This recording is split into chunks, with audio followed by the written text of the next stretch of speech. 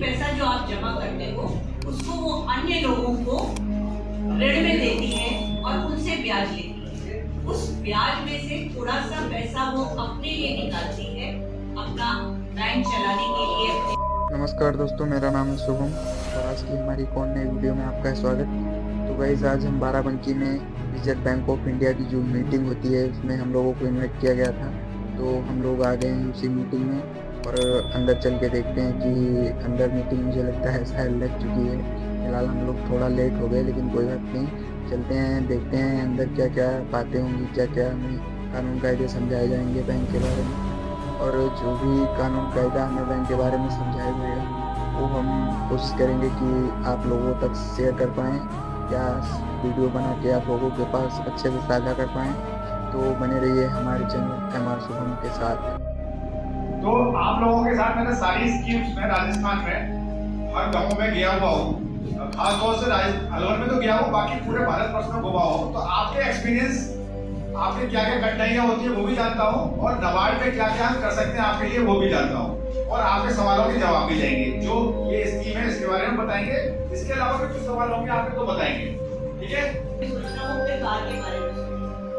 तो आपको बचत करनी है क्योंकि आपका जो बचत किया हुआ धन होगा वो आपकी आपातकालीन निधि होती है, आपकी वित्तीय सुरक्षा। आपके पास पैसा है तो आपकी सुरक्षा है।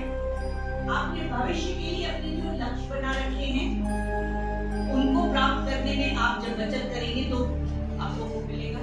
फिर आप लोग तो ज्यादातर कृषक हैं, लेकिन जो सेवा में लगे रहते हैं लोग, उनकी सेवानिवृत्ति के पश्चात कैसे उनका आगे का जीवन। छोटा सा मीटिंग के बीच में हो गया ब्रेक नाश्ता पानी करने के लिए और साहब अपना अपना झोला लेके निकल गए हैं नाश्ते के लिए। उसमें शामिल करके ब्याज कम देंगे। इसके अलावा सबसे बड़ी चीज बचत से है, आपके मन में शांति बनी रहती है कि हाँ हमारा पास पैसा है, वो कभी भी किसी भी चीज के लिए जरूरत पड़ेगी तो ये पैसा। और ये बचत आपकी बैंक में ही क्यों होनी चाहिए? बैंक में आप पैसा क्यों रखते हैं? घर में क्यों नहीं बक्से में डाल के? आपका पैसा बैंक में सुरक्षित है और बैंक भी कई तरीके के हैं। कुछ सरकारी प्रतिष्ठान है, कुछ प्राइवेट है। भारतीय रिजर्व बैंक पता नहीं प्रचार रजिस्टर जैसा कुछ पता नहीं क्या दे दिया है, भारतीय रिजर्व बैंक की जो नियम है मैं साइन कर देता हूँ फटाफट से, के बाद में जो भी बनना है आगे का जानकारी भर देता हूँ। नियम रिजर्व बैंक, देखिए सहकारी और समितियां जो है उनकी बात है।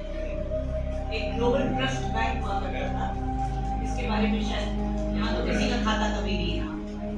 इस तरीके के जो बैंक होते हैं उनमें पहले बहुत ही फिर ये लगा देते कि आप 1000 से ऊपर पैसा नहीं निकाल सकते हो, 10,000 से ऊपर नहीं।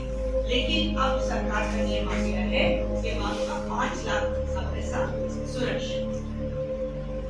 हमारे भारत में मुख्यतः 4 तरीके के बैंक हैं। एक तो आपका ही पैसा जो आप जमा करते हो उसको वो अन्य लोगों को ऋण में देती है और उनसे ब्याज लेती है। उस ब्याज में से थोड़ा सा पैसा वो अपने लिए निकालती है, अपना बैंक चलाने के लिए, अपने यहाँ के एम्प्लॉइज को सबको की तनख्वाह देने के लिए, और उससे जो बचता है फिर वो आपको ब्याज आपके बचत खाते में या आपके फिक्स डिपॉजिट में देती है। तो अगर सहकारी बैंक आपको ज्यादा ब्याज दे रहा है आपके बचत खाते पे, तो आपके ऋण खाते पे आपसे ज्यादा लेगा। ये बहुत बड़ा, लेकिन सहकारी बैंक के कुछ सदस्य होते हैं वो उन्हीं सदस्यों को ही ऋण देते हैं, जबकि सरकारी बैंक में जिसका खाता है सबको मिलता है। और कुछ हमारी स्कीम होती है, उन स्कीम के अंतर्गत अगर सरकार, और तीसरा होता है आवर्ती या रिकरिंग डिपॉजिट, और चौथा है चालू। यहाँ चालू खाता किसी का है?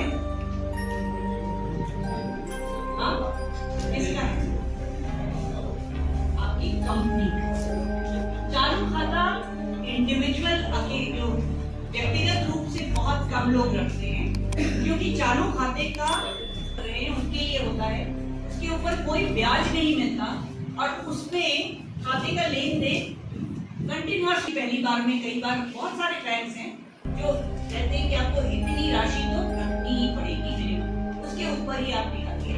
और करंट अकाउंट में अगर आपसे कोई भी चीज मॉर्गेज है उसको बंधक बना के रखते हैं और उसके ऊपर आपको ओवरड्राफ्ट भी देते हैं। ओवरड्राफ्ट का फायदा ये है कि आपको आज इतनी जरूरत हुई, आपने